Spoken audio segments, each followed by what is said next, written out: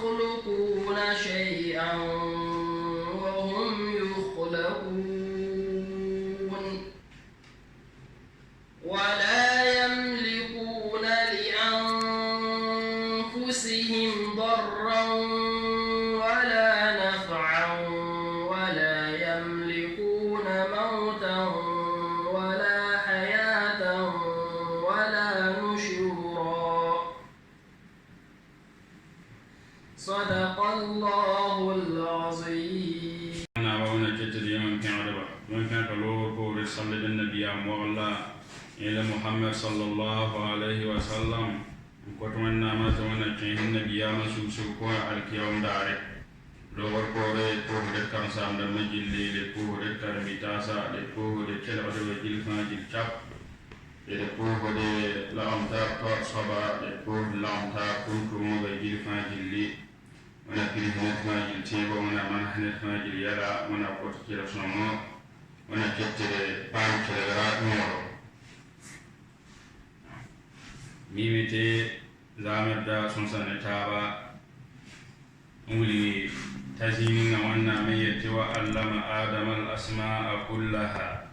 ثم عرضهم على الملائكة فقال أنبئوني بأسماء هؤلاء إن كنتم صادقين قالوا سبحانك لا علم لنا إلا ما علمتنا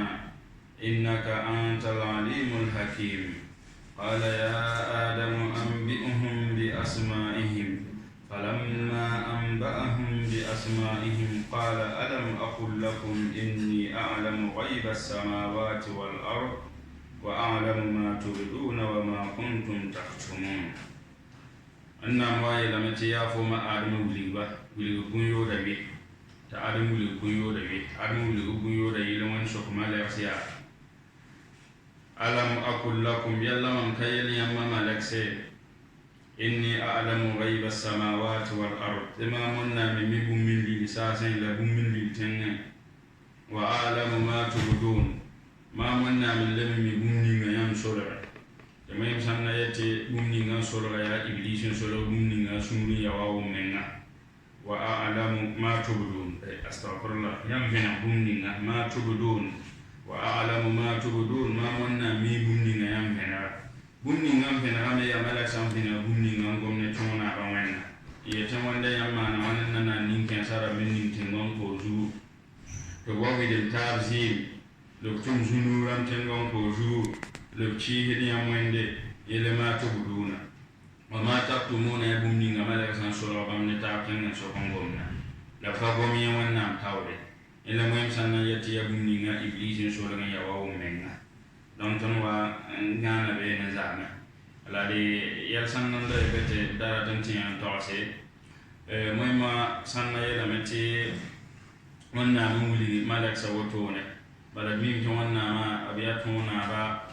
ba man nan adam kam majilli ba man le nan malak sa jilli ala le belam to wonna ma wa muli malak sa woto ne te ba man nan datam mana adama le wuli malak sa ya sa ta adam wato mam samma nam datam ta wayi der hettengon ko ju en tientire tengon ko ju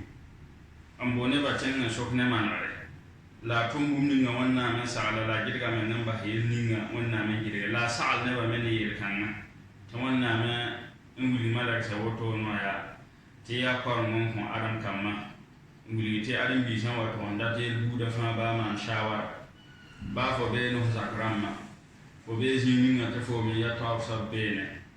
فما يا الله نين بودا فان جلي زمتيا فازا كان زمتيا فتوم زي سواي زيني بودا فان يطاف سوا سنة ما يلبو ما سوا عندما يقبل في بالي يتفو ما يلا فو man fon dattoto fo sotumna fo man fon dattoto o yamam war dunni ngale famana samman do tono ma ka munni zemse bala manna manu sawa ala limiti manna mengera alquran ko wonde fa bima rahmatin min allah linta lahum ولو كنت فظا غليظ القلب لانفضوا من حولك فاعف عنهم واستغفر لهم وشاورهم في الامر فاذا عزمت فتوكل على الله. ونعم وانغوما محمد وتولي يتيا ونعم ما يرسون فول فتون ان يسوم نينبا foton ulum hanneba neba nimana iya boso ne neba sanda mikil lam de fokan la woto fa iya ne de iya shunzo de fo shunro yiki ya fa de fa sa ne sahab sa rana siyan ba fo la de muhammad do bahtilo yel san wa fa bo bahtilo do ko ten ya fa ko tan fo muhammad sahab sa lo man ne sawar aya sanna to man yel fa to ta fa nan kaman yel man ne sawar tenen fa jilme wana yam nyakar be te fo yori yike amana masa samman fo sawaro to tenen fa jil wana yam nyakare bobo do men ne wan mahali tumna kadhalika alladhiya ghazwat khandaka rabanda jin to bonte khandake ale khandaka men yabo nabi yamana sahab sa saware te yalla masa wato ne ke fanda mabrati yi braton grupa ta yi ma kon whatsapp ne do le namma na wana biyam man sahaba sawro to sahaba ya imam cedi Salman al-Farisi yen hono biyam kibari yetina biyam bahtu tuboko bebon tum zini nga wata tuboko te bamme nga tonte be haltanga sen ko yema hafsan wa kon on pa bamman tay nabiyam man sawro to ta Salman al-Farisi wa ni ra'yi wa awani yam nyakara wato nabiyam sidi ka nafsa hafsa tafsirin tuboka yahya le nabiyam nga wannan mu wa in zaka tabiyati in ya tum se jilfan yi tawta ba ne biyam da mai jilfan ya wala sa in la ne fa jillama sawara wanda to shawiruhum fil amr muhammadu ma ne ba sawara dalika wannan da bin fa mu'min damma yati alladhina istajabu li rabbihim wa aqamu as-salat wa amruhum shura bainahum wa mimma razaqnahum yunfikun wannan fa mu'min damma yati bi ne ben tentera ya ne ko وبيل مبلي ما نتاب شاور هذا الإسلام بوده جل فان سيادم ما ننبا شاور ذلك المين بات يا فقعبا ما ننب شاور ده تبي قعبا فكان ما نشاور تي إدمي متي أبي لم تعمل هديبية يوم نمي يوم نينا نبي محمد صلى الله عليه وسلم نا صحابة يتبنا كنا ما كان أنت من الأمرة لما وانقل ما كزيمرة تبون هديبية كفندما يالسو لبيني يتبقى ساتي نبيام كماك يتسانك نبيام لبعض هير نبيام سنمان سوري تبامنا صحاب سنان لبعض هذا نبغى سور سامنا بدار عمر من واسوك نبيام نما نوان تنسى ساكن لبعض يلا تندينا قصيدة تبام من بياسو جوغا بام بيزير بيجو لنما نوان تنسى nabiyame ta ayete ade yala gilla fande ne wonde me kanan zemete ete leto te abah nabiyame kenga abubakar ne anti yete je nabiyame yete se sakan lebo wa na ma no do ton sakan nan lebo te bamma be jiri juru de ton yaran be sidi juru te abubakar ya umar ya annada sidiya wannan nabiyame wonne me kanan zemai et se sakke nabiyame ye fa idake hina biyame la umar suka bakariya nabiyam ka gane sama steton kema kan man al umra la bu bakar suka umar tele nabiyame yete ton kema ya yum kan nabi don si kan na abse do ansa kamen nan le ba sa kan nabiyame lan nan le le wakati kan na fa gilla balama bala su sham sa nam sabla uso tenan fa gil ko ma hangen kamiyan na man to min don na me إلى القرآن قلت فإن أخسرتم فما استيسر من الهدي إذا وتننا تريك أمرا كريبي هجيم تبابا سنجد عيامي يتيام كان كفان زيني يام وام بامتي يودو يام تنكو هديو موسى من يمهني سبنا نبان كان ما كان تريك هجيم نكورا سبعي هديو موسى نبيامنا صحاب سنوان كننا تريك أمرا بيغا هم كنسا نبيامنا يلا صحاب ساتي أبقور هم سالو جوتا sahaba jilfa absuyan samte afalama fanji lazi wato na katon man ba fa mikti nabiyam da tunu pa ambo to ummu salama ya nabiyam muhammad ya nabiyam fa min ko hunga ya do ba to kum uzuwa de sahaba sanyi wato ni hinga kenga me tebe sidi ken to miyam da to bala sunya sam brata mo ko kon chamaka nabiyam sir ko do pesa le bahto kongo juwa sahaba nye woto no fanji leji kama mana na fanji leji kama mana wana biyam da sala to ma to jehe ya pa hono biyam yam nyaka kanna donc shawar mano aya soma faya sak sawa mane faya tum tor sawa mane on wa ye bunni fa tor sawa mane no zama sawa tiyawo to man men ngama na malaksa sawa le man na mi bumbe jili fa wonna man malaksa wonna man adam kama mbe duni jili fa jila wonna man alan le ba hadiasa ibnu kasir ya tafsir mo ka hanga yela men ti le kan me dago malazama te malaksa wa in so kumente atajalu fiha man yufsidu fiha wanda yam ngama ni nga tengon ko ju nimni min no tum ne moy ci so tum tengon ko ju le buiden tabzi tam ma no to kayete so kanga kayete yaman nam do ratan takane aye aban le so ko to kala mi yawa adam su kille mane aye malak sa kama su kille bala su kille ma su kille on ci so bala man na bete braman su kille don ne sa wa to ma na to su kille fan so ba ci samande Yaman me wali yelam ti malak sala ya'suna Allah ma amarahum malak samika ci hirmande yam kaya donge so kanga yanda tambange yam ni ngambe adam na rapo donc ya su'al isti'lam ya ratun so kumbange wastikshaf fi ayn al-hikma fi zalik lebelem be sambange yam ni ngawanna me enna na adam ala donc lebelem yelam ya sa ti malak samwa unso wannan ti yalla yamna mana ninkan sara mata wato ci hir wannan male ku tawa ti yamanna ngilgu botone kari bamme ngara kamita aran kama absan wa fa no ku da tabe no gide na tabji no ci da wande da wannan ngilgu botone tinin min ngam da tuma ninkan ngon ko duta ila heda akamma ku sanwana me ramen no jinde ne wa man botone te sanna mi yete ay te sindam man da be tengon ko ju le ba mi wa ci sa won le be harkat ta wannan ba ta malak sawa ma mana malak sawa wa kuba na le ba ya sa le la mete wannan mamma na adam ta adam na yi khalif tengon ko ju ta wannan mamma goto ne kayeti ya son le wannan ba adam kamane ne aye wannan ka ba to tonwa وشم ببلدين كمنا متي وما خلقت الجن والإنس إلا ليعبدوني ما أريد منهم من رزق وما أريد أن يطعمون ونا مما أرم كما ونا مما زندم لم تقول تنبا وان كرتي وكوندي لبا ونا كرتي ونفبا ونا من نفب تونك تون نفوندي دوين ونا متي أنتم الفقراء إلى الله والله هو الغني الحميد ifan jilla boda tolson wannan nan yam adam kamay jilla fa nen fa jilla tolo boda wannan nan ibange to wannan mi yase kam men na ba en se ka men nan ka wa dum ngam be adam kam nen ne la adam kam ka ton se kam men ne to ban ka boda dum ngam be wannan manen wa to fa ya ni siti fo men ngan wannan men nan fo vo so fo vo da fa ya wende fo ri ba fo ndi da fa ya wende yu ba fo yu da fa ya wende nu sa men ngan ton se ko to ne indi gumni nga fam bore ya wende karsa fam ton yikende ken changara no ya wende donc adin bi ka ton se ka men yete ni se ka men ka wa man na mani ma aye le wannan se ka men ma mana yibunna se gilfa donc wannan ba ta adam wa ya yol so en le bon ko adam kamma te adam kamma men nga woto no biya na ya balam se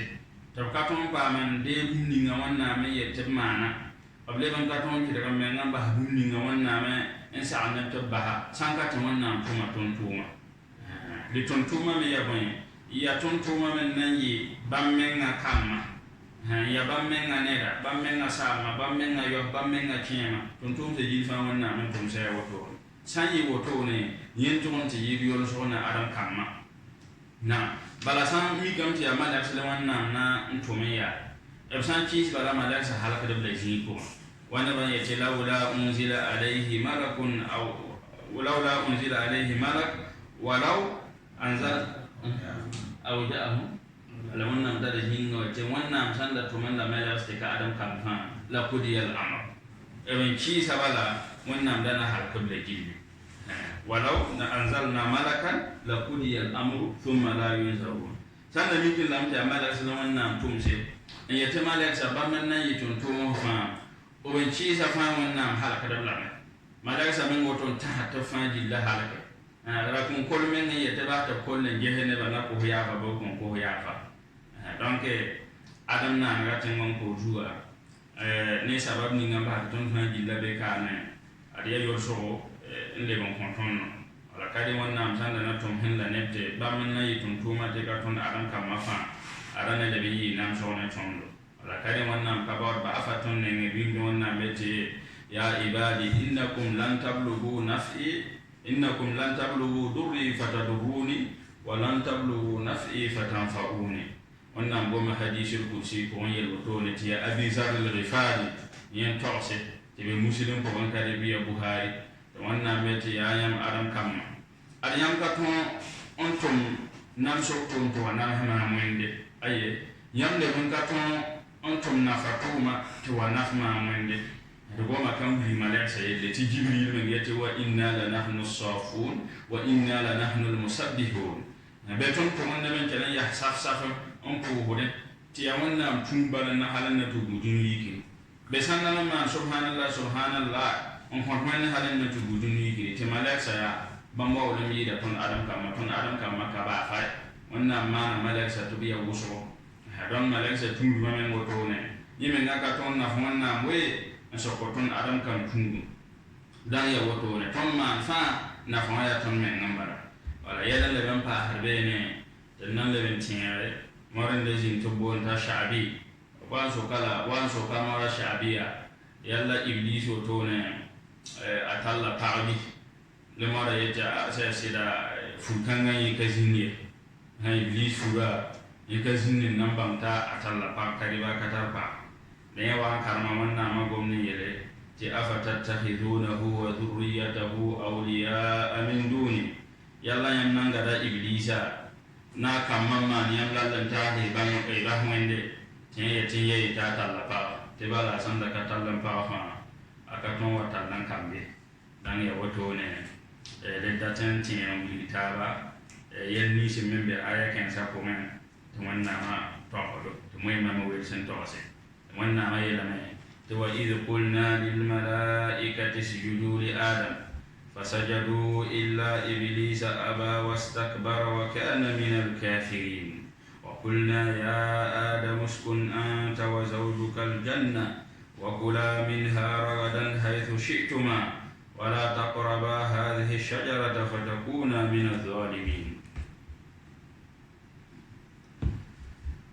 النعمة وإذ لتين وكننا قلنا للملائكة تنوانا موايل ملكسة ألوانا ما نوتوانا موا أدم بلا أدم بانغرك بانغنين عن قبل ملكسة ألوانا متسع وتياني ملكسة ووي أدم ماني سجود موا أدم يا نقولي أدم إلا بين جيدا ألوانا متوا إزلتين وكننا قلنا للملائكة تنوانا موايل ملكسة اسجدوا لآدم ماني سجود موا أدم فسجدوا لملائكة جلفان جسلما نسجدوا إلا إبليس أبى سانكا إبليس بلن تنرتين من سجوده واستكبر تنرى من الأمان ومنا وكان من الكافرين لبان جاء إبليس أنا ركيفن دمه دون زنكنا ونام كافين هم بالنبا ونام واي منبا إذن دقوم تلوه ونام واي الملائكة بام ونام namana adama wannan kafin wil malaksa ninga mam datan mana ade mamnan kamana balaj ganga wannan beti wa qala rabbuka inni ja'ilun fil ardi khalifa qala ataj'alu fiha man yufsidu fiha wa yasfiku ad-dima dan sala kan wato wannan mu wa sala ya to wannan nan kamana adam bi biya wannan mana adam do wato هذا وانا مولي زينينا تيجي كان هو وانا مواسع الملكسا يا توت وانا من كان عدم بلا وانا مدوا إذ قال ربك للملائكة إني خالق بشرا من طين سيأتي خالق بلغمتي أن كمان دمتين بمولغمت تونا نكيه لسان يأتي إني خالق بشر بلغمت تونا ينزل تونا وانا مدوا خالق بشرا بلغمت وانا من كمان وانا من نمان نحن خالق بشرا من طين زينغا تونتي إني خالق بشرا من صلصال من حمأ مسنون فإذا سويته ونفخت فيه من روحي فقعوا له ساجدين دون آية كان نقول دمه تمنا مو وانغم نملك سوي لكم تعلم نكمان تمنا نما نبلا سوار وان دكون تلوه كذلك وانا نقول مسورة زين كون يتوى إذ قال ربك للملائكة إني خالق بشرا من طين دون وانا مقول موتو يتي بمنا من سأل ملك ستمان آدم سجود فاما إلا إبليس أبى واستكبر لذلك وانا مقبل سبب نينا إبليس تنرغي لذلك وانا مقبل سورة الأعراف سورة الصور وانا مقبل سبب نينا إبليس تيكي يتين كما آدم سجود بل سورة الأعراف وانا بلمت إبليس لميا أنا خير منه خلقتني من نار وخلقته من طين إبليس لمت أنا خير منه أدمام شمل ميدا نيامبي تمام بواني نينا مام شمل ميدا بل بنينا خلقتني من نار من دفمانا ما نبو وخلقته من طين يعلماني سواني تانو نيامنا ما نوانا ويتمام واتومان بوم واتومان كان سجود شبوم شمل ميدا تانو لسورة الصور قرمنا بلمت إبليس لمي لم أكن لأسجد لبشر خلقته من صلصال من همأ مسنون إبليس لم أكن أرمان كيا لأسجد لبشر إنما سجودكم من شرع خلقته يمنا ممانا من صلصال من همأ مسنون نتان بيانيا تان سابلعي دانا يلوتون يدري مهمة توقسي كذلك محمد أمين أدواء البيان شرع توقسي إبليس وإندي كان يمينا يعرى إنما أنا أدم يعرى ولا لبلا وقبونا أصول قبونا فاسد الاعتبار يبان يفنى ما وكتن نيجي بلا سنة جيفا الميمي تمنى موامبلي أمتي أدم شملمي يدا باسان دميكي لم تيمي شملمي يدا وانا من دا يتنين كان صبا wawa qur'ana ayaran da ho guliga monna min da ko bala takantar ka be no monna ma ko ko yi sir sakan to monna me yela de san wa mi ka meta monna ngo ma woto de fo yalan wat no yam nyakar ma ha en daten de ke fo yara ma ham to on ma ne wa sawa yara ni ya fasidul i'tibar ni ya gumu ka to umare ya dile maraki suuri le te wal khulfu lin nasi aw ijma'in da'a fasadul i'tibar kullu man wa'a te wannan ma aya san wato gongon ma mai majilla fa jilla na ta ba to bonti ijma in yalla yelle ti yella ya so ma to taran to nan fa san wato on ci yella amme wat no ra'ayi be non gomna bonne te fasil i'tibar haye ka bum ma nona ye ka bum le ben en na ya se bahare ni kan so bana yelle te fa to so wati ya iblis ma qur'an wato gombel te fo kasa yella me wat ni kiyas ramma famille ba wa shaytan ba bala yin wani kiyasan tan yace wani kiyas wannan masa alzu to wannan mai to ma no to fe te façon de mi da me woto la woto dan iblis to la woto ne dan wa ci hir qur'an aya la wat ni men ayam ta so la wat ni ma'ru amma arfa in so ba to so ya shaytan ya dele mara tele yele te a iblis ma ba ko ya yara tan be be أيضا تبي فاسد الاعتبار واتن قمت له بل القرآن آية وامن إن تعطي ونا مسعني لمتي وعرم دون ونا ما يتي وعرم بلغم تفهم لما يدي ونا نعمل ونا ما يتي وعرم دون فسان وكم واتن قوما كابين دون كنا ساقوم كاني أمبا هديبو تنمي نكا ساكي تي بوما سوم لمي يدا تاني أيه bala buinga tun fami bum al halan ya to na fa maka wawe e fami lalle mi tanno al halan ya to tanna ne wa na fa da wuzo yele ton ta me teddo ta am wanti ya model ni fa ya tanno ton le ta me teddo to le tan na fa de me se ton na te da wuzo fa ya ro na am ya zak na am wanti al halan ni fa ya tan la ta ma na wala wala to fil ardi ayatun lil mukminin onna mete sanna jehte manga men woto na aya yel salama on bango makara mali yel salama ya bon ya yala ya so on taranna sanna de ge ka be woto ne de fasande kan to ni jenganga ko du fa ayita ne kasana ko fo te watara amana na fa do menna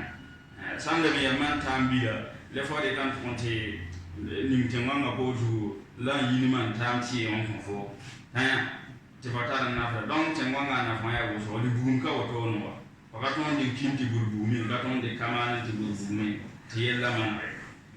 kadhalika sanna de ge ya sa ba da tun nan wato san sakame yete buma wato ne iblisin wana yalla tun sakame yete ya sida buma wato ne son da mi da tanya le ka wuli tinya iblis o den son da mi da adam ye te bala bumbo to ya ton wa soma ta wila ka soma bumbo to ton wa soma la wila ka soma ye wa bi yelen tawati idza iftakharta bi aba'i lahum sharafun qulna sadaqta walakin bi sama wulidu te ne san wato on puudin o bi sama wala do ne san wato on puudin te yin sa moto yi ni si so yin sa moto yi woto yin sa menga yi woto te menga ka yi zo son sapa yam me tedam ti asida fanyara sidi so ma fanyara yi woto ne le bondo bum ni no yi menga donc ne woto san wa ka zo son sapa baro ti puudne asam dam kari biya ya ra men lawdi te mi honna min yala alquran ko wonte alladheena amanu wattaba'atuhum zurriyyatuhum biiman nimni zon considère tab kamma me lebi ko pour ni lima ngo bamda mi pam non na ma yarda la man so mi kamete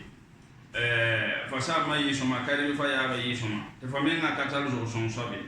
fo men na kazo son saba fo nam heda neba nam heda nimbuida jil fa jil la nyabra bati yelam to wallahi ta sa ma si yi so ma le men na kay so ma ala dan ya wato dan iblis mana wawo men ayati yin kana man wana en kise te kana mana adam sujudu bala adam mana da ne tanno mani mi ila wanna mete wa kulna ya adam uskun anta wa zawjuka aljanna wa kulna da tun wanna mayriya ya adam ya fuma adama uskun fi anta wa zawjuka aljanna sanyati uskuna zikanga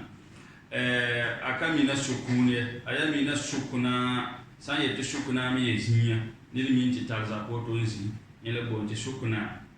la ma san na ton yelam te sanye te uskun ye yono ti awane san wato ngona ka se kadan dam me ka se kadan man ba fa ay ka woto ne dan uskuna ye diga ngai mana mina shukuna imana an yattakhiza aljanna maskanan lahu mana agad arzana amma nazin zinya anta fo wa zawjuka nafa para hawa aljanna arzana ko ala lilarbi pour un sang yete zawj mimde wosga fanji lan mi nam te zawjatun ma zawjun be la mete gomnen te man ran yeli ya zawja ton yela men te huwa zawjuha wa hiya zawjuhu ton yela woto huwa zawjuha wa hiya zawjuhu yen yasoma en yel fanna yete hiya zawjatuhu bala dalila ya man sang yete zawjatun yen jamu wata zawjate le sayati zawjun yen jamu wata azwaj idwim da wannan ma yela mate al azwaj qur'ana ko wannan tanna ko fa wannan men nam de azwaj mu'min dam antum azwajukum mu'min dam na baba kazalika wannan me da zikan ate anta wa zawjuka in kace anta wa zawjatuka wala le mu'min sanna yela mate sayati zawjatun yemi sakra men lenti hida somle ma de yam te bala tende ya asma'i yelam te ya to man to barawum la rama to be te zawjatun ko be nambal te zawjun wala de shawahid dam wa me nguli la rama man da ko me te zawjatun le ka pera ko le masa yella ma hawi sara me wa fiqh wa moy ma men wa dat masa idam min datam wayla te bante rawla bonna de bat ni zawjatun kali ya ka istimale ne ba la rama pera ko ne wala wa kula tamanna me wadan sal adam mahana hawa yatirinya حيث شئت ما يمدد سهلين فا أرزانا قوة ريد يرجع يمدد سهلين فا التي يمبي تونا مويت ولا تقربا هذه الشجرة لما تكنوا تون روابين التي فتكون من الظالمين تيسام فينا تيغفا يموتي ويرمي هرمنا بل نسان كي ونا فا أمير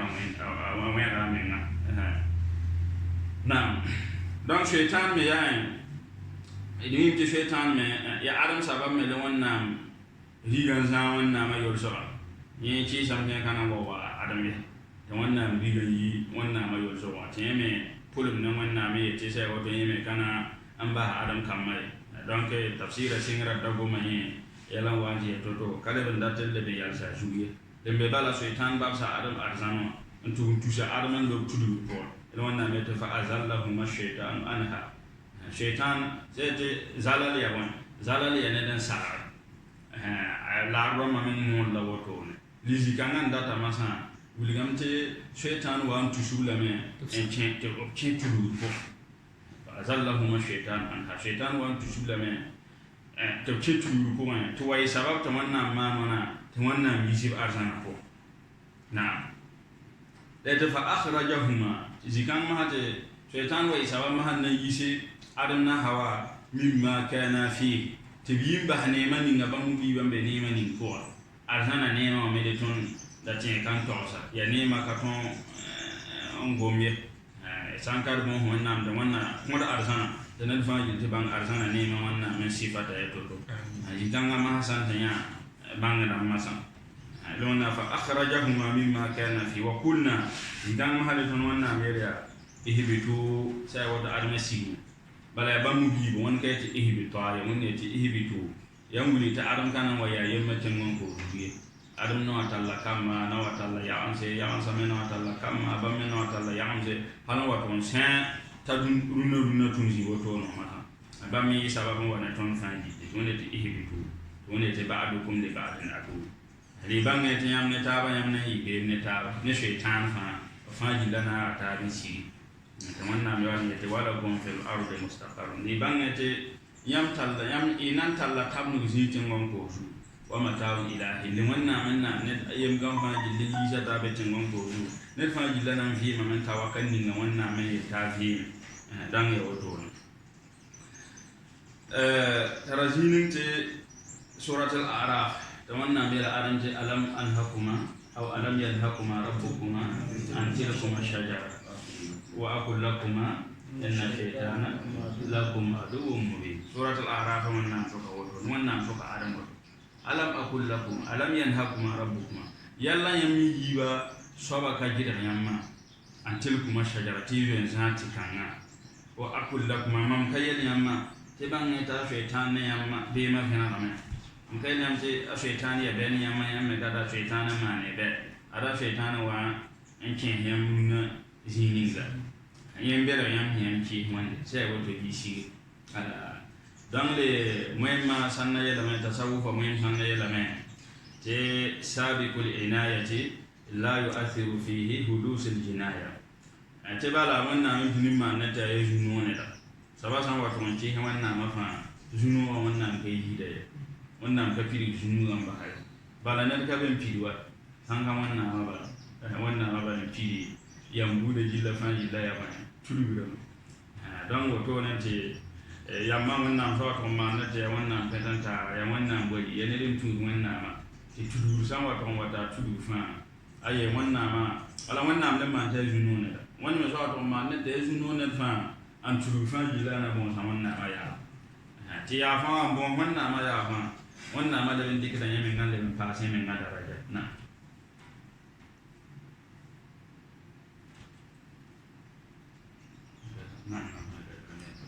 alam anhakuma na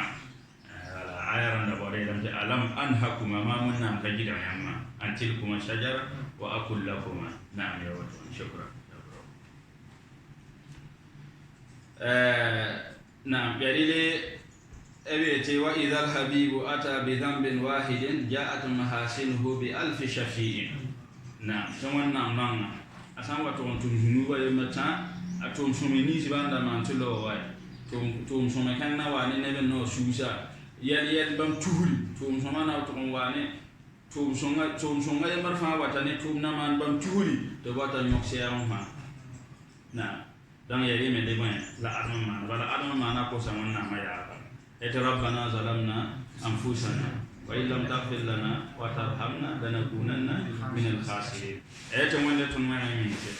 ko to ne yambe ngasan ta ya fon fa les autres nimana fa alkiyam da tun di kidama manona tun di kidama na gwandama dan ya wato wannan ma ne ta yi no ne fa san wato tun diga ne tuba la san tu me wannan ya fara da me halin le ban wawa ti yiri wannan man da wawa to tuma kazalika sanna je nabiya muhammad ya simiti nabiya da mabam ya masumun damma nabiya da mabam ka tudire li yanni ngabi wa mana ta wannan min da ta mawuli ti yel kan ayam mana yam da sa'dan mana bum som le men yido ta wannan muli bum ni na som le men yido to je wannan sanna gomna men ngale men ya wawor gomna min bebe la matina biyam da majil fa wannan mana wannan bodu la nabi yatiya adamu uskun anta wa zawjuka aljanna watun gom kategorwa yatiya musa nistafaytuka ala nas bi risalati yatiya isa yatiya ya zakariya ya yahya don ya ha wato le nabiyamu wa amana nabiyamu wa amana yelni no wato nan ta wannan wakata ko da mer katon chebe ni man tafasile ala nabiyamu wa amana yelle le wannan mo da tunguli ga nabiyamu fanda na ma to tira yilla som nabiyamu ne mara ya som da wannan mulga la fanda na ma to ta som le majida wanda ti ya ayyuhan nabi ya ayyuhan lima tuharrimu ma ahalla Allah laka tabtaghi mardata azwaji don ya ayyuhan nabi wannan kasa kan nan bo nabiyamu yo pela ga wato san mi kam te wa khitabe nabiyamu asan dik nabiyamu ma mukhatab ne me ngabom na nabiyamu ma kasa kan nan bo nabiyamu yore la ma gom zin san na be man bo nabiyamu yore la wuli da ne ba nabiyamu yare ke te me ngabom na nabiyamu fasa fase yatwa ma muhammadun illa rasulun qad khalat min qablihi ar-rusul yatwa amanu bima nuzila ala muhammadun rasulullah وما كان محمد أبا أحد من رجالكم يأتي من بعد اسمه أحمد دون زي كان غنا غمنا مولي نبي أمبي تيا واتم كا يا توت فمن أسامبل نو كارن سام بيا كيما تباتون أمبولا يوكي لمن سو مين تباتون هذا نيندا واتون مولي كمان أمام كيما بونا مام كيما بونا كودا يورا دون زي كان غاي واتو ذلك نبي أمنا ما فان أدم معنا وانا أمدا كنيم كورما متى مولي مالك ساتين نيجا إلين في الأرض خليفة mamna mana la dehde min jangon ko fu do do wannan amsal man da arme na biyama yalla ndi tiye billa wannan man yesa yuran yi na biyam da mo bi wannan kan yesa yuran yi na biyam da mai khalifin na wannan me ta na ila dehde jangon ko fu wannan ba sam ta kai da dehde wannan ba ta kai da dehde ayde tasawuf mo me tisabiqul inayati la yu'athiru fihi hudus al jinayati wa idha al habib ata bi dhanbin wahidin جاءت محاسنه بألف شفيع كذلك يونس ميوتو وأن بيت ثم اجتباه ربه فجعله من الصالحين بل يونس يعني يندب ولا زمان تزمان كيسة يتبان فانا مسلم نيا تاوكو هم النامتي توانا مسيك نام سوما حالك زمان لا كو هم النامو تواني من يجي من لو لا كايا سنقول كمان سون زمان wannan me ka kuma sota lo we tin lo to nga la lo to no changa ti kin koro de sobra men wa ma nam to koro men le ngene de koro ram na ta ba an yete adne de en vem ba ha jusha ba ya man vem ba ha jusha ba wa chankan de san ka man pura te el yehen ye lini ngan yisha ta ama le pama de men lo ka de ton fa yila na mora kan to sel man pura te ne bi musa to wishan lo mo إلا وانا بتفسر لحكم ربك ولا تكن كصاحب الحوت إذ نادى وهو مكذوب لولا أن تداركه نعمة من ربه لنبذ بالعراء وهو مذموم فاجتباه ربه فجعله من الصالحين أمين وانا سعدنا محمد منصور زمان ولا تكن كصاحب الحوت لرأي وزم صبي يا نبي يونس يتي إذ نادى وهو مكذوب tenga wana mjifa kwa wakana hata shura sana mtu shura yiki kana mjifa kwa mahanna mbolo wande yete la ilaha illa anta subhanaka inni kuntu minaz zalimin tamanna me yete laula annahu kana minal musabbihin la labitha fi batnihi ila yawmi yub'athun wanna mete anna mjifa kwa yete la ilaha illa anta sabunna tunti le kasanka fo wande subhanaka ya monna namila ya inni kuntu minaz zalimin armam yime na wa amme hiramma kaya bala mwa menga ni yam ka kuma so tuma moyi ki jetam ba dam sama tawanna beti laula annahu kana min al musabbihin sanda kan la miti nabi Yunus wakalla wakal buda fa bini man subhanallah ila wanna ma fa wannan dana ba ta zifa ko ya yago ya kabar halan na tamana nan ta guduni yire don men ma da ben yal sakani yati adin bi shirin be ne wannan wakal buda ila fa تتعرف إلى الله في الرخاء يعرفك في الشدة ترمذي لأبو داود من ده حديثا ابن عباس تغستنير بين بيام فور النبيام يا غلام إني أعلمك كلمات احفظ الله يحفظك احفظ الله تجده تجاهك أتامي تتعرف إلى الله في الرخاء مدوم بانوانا فان واتن بوين فان واتن بيولو البوين يعرفك في الشدة فمسا واتن بيشيلن فان وانا ميفو لو كان نيغا فان واتن بيولو لابو فنيما وانجل لفوتو كابينا وانجل te chela mo pa fo fo yalu je den hen wonna nenga ha goto ka soma wa ha donc yunusa wakalla wakat fa ji la ramana subhanallah la kot wonna ya fa ya ridi yellan chano woto na wonna mete wani te bam se saka aposo ha wonna mete lawla anta daraka ni'matun min rabbih lanudiza bil ara'i wa huwa majnun wonna te fajtabahu rabbuhu faj'alahu min as-salihin da wonna mbe ma nonu na mbe tumsha nabi yunusa استواه بمعنى اصطفاه فجعله من الصالحين اللي من بحر تايتون توما تمنا من كونتيني وحيما اللي من ما لما نامت وان يونس لمن المرسلين اذ ابق الى الفلك المشهور فساهم فكان من المدحضين فالتقمه الحوت فهو مليم فلولا انه كان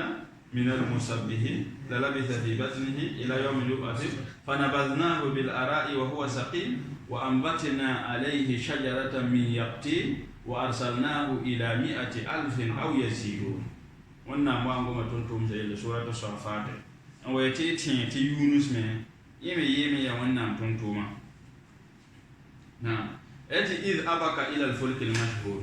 ti rewa kan ninga Yunus wa anzo ta qoron ta qoron sarsame ti ya rabbal bebe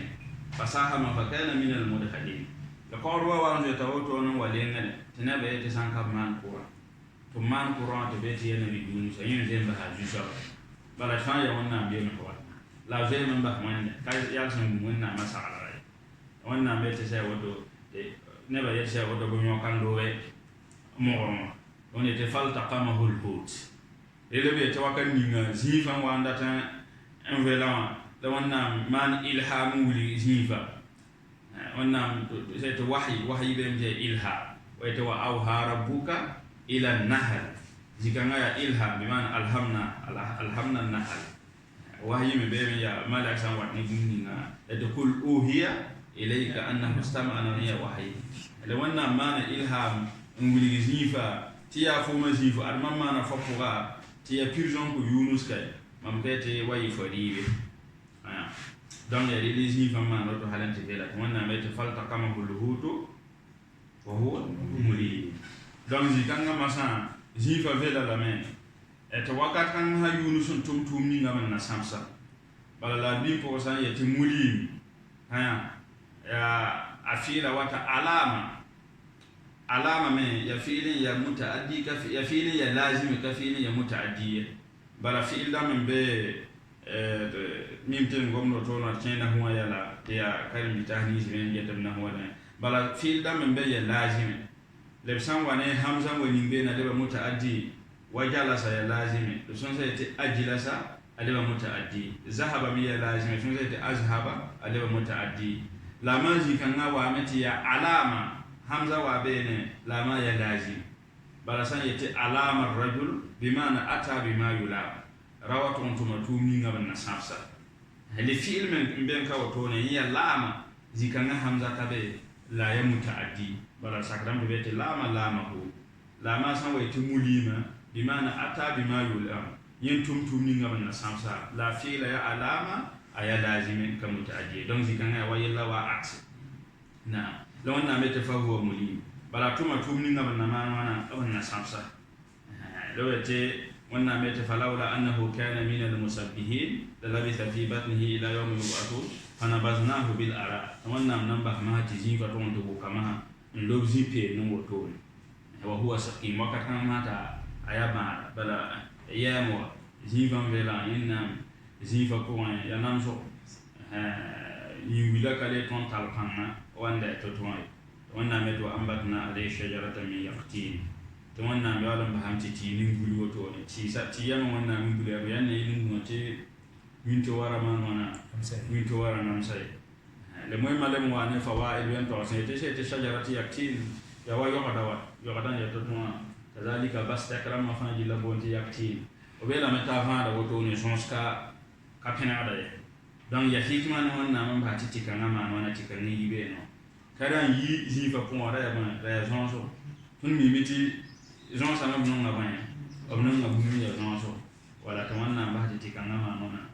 ti kan yibe ne te bunyo da kapa min nam sai yalla wannan tane yato wazannuni idh dhahaba mughadiban fa zanna alla naqdir alayhi fanada fi zulumati an la ilaha illa anta subhanaka inni kuntu minaz zalimin fastajabna lahu wa najaynahu minal ghammi wa kadhalika nunjil mu'minin wanda ta wazannu wanda ta lizi fa sawa zikanga ya ton gongom ni wala wannan peten amma ingili ne wanda ta wa surawa yi gamta lowe ta wanda ba ta zifa wala ta nan zifa ko wanda ta wanda sabon ya tuntire saka be san hayamma alman yi mi ya wa men saba an gomo to ala wannan mete fasta jabna lahu ton sanna je fawa na ko bona tele le tartib wa ta'qib ya ta'qib me ya bana Gulgamte Yunus ko manna ka bahti yawde ji pour mbala manna manna madira kuso jawab san wayte dakhala al ustaz wal mudir te kana sa ma cheme te directeur a chen wa wan be ma to cheme te mudira men den kana sama ya no wake abtonna ata kuma me tonna ata chembo ma yemra ton cheme ma wa min pista ti yemra ya no wake la map san we utilise fama gulgam ti yemra chama bala li yemra men be chenwe yo san chene yo be chenwe dan wannan me yete nyawo saba ko san wannan fasta jabna lahu gulgam ti awen ko saga ne wannan ma rera ka yoram ka zimbe ne la wannan me te فلينظر الإنسان إلى طعام أنا صببنا الماء صبا ثم شققنا الأرض شقا كان كان wannan bani summa wuligamete wannan no siksa ko ma wakani ngati fo men ri kiwan to onte boda te wayiwa wakati bi funzin ni be li tengwanga kelin pusho to ne yamne kiwan kelin buli yiri na wannan mete fa an batena jiganga wannan bwana fa be kazalika wannan mete qutila al insanu ما أكفره من أي شيء خلقه من نطفة خلقه فقدره ثم السبيل يسره تقولي تبغى ذكرى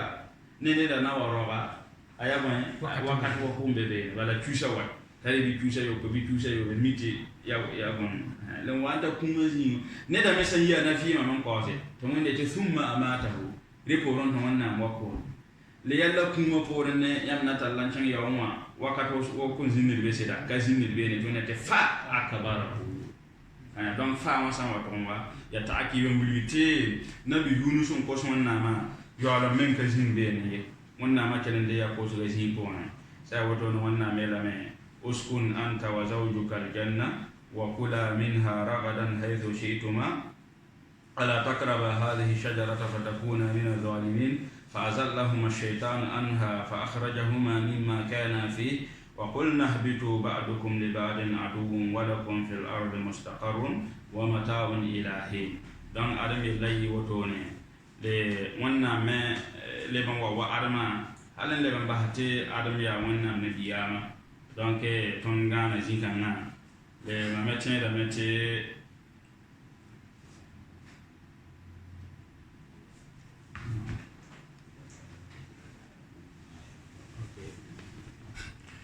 donc on tient la matière ramadan tunda pour neta ti en son sanetaba wonna ma sidma le sa son son sanetaba tient la matière atakala woto ne dunna tonna ngano to ne ko ta wonna mate wona ko venere kelam pour la amta to baraka ko do son compta le leben ko do son le don compter la amta tun tourner le jilfa te c'est sida ya ne man modoro so de code do son kon zendam ni me nyaka ba arja kan nafte de wa son ne tabo to no ko ta do son kon ta ba e de code do son kon te chela de ba jil fa jil chape te wona man net fa jil sa son wona bi net fa jil la tinebo ne fa jillan da ta so ti so ma wona ta kon kuma on je ta so fa wona tusin za le ben pour de karsam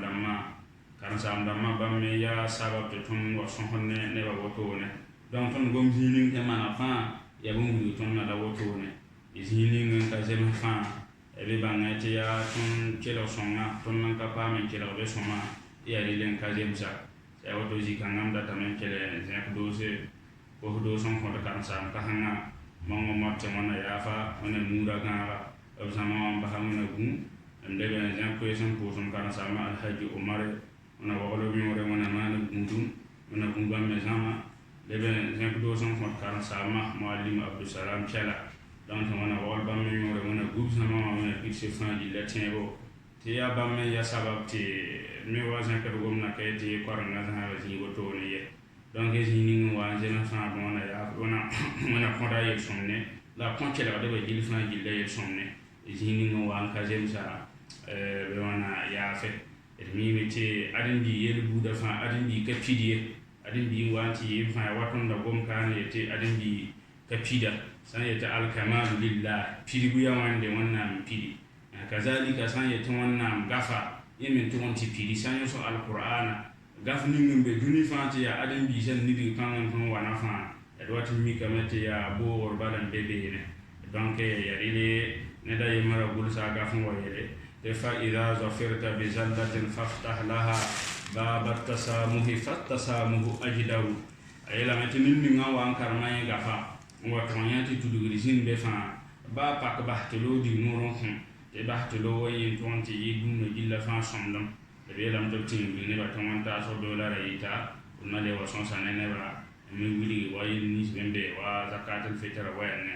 والحمد لله رب العالمين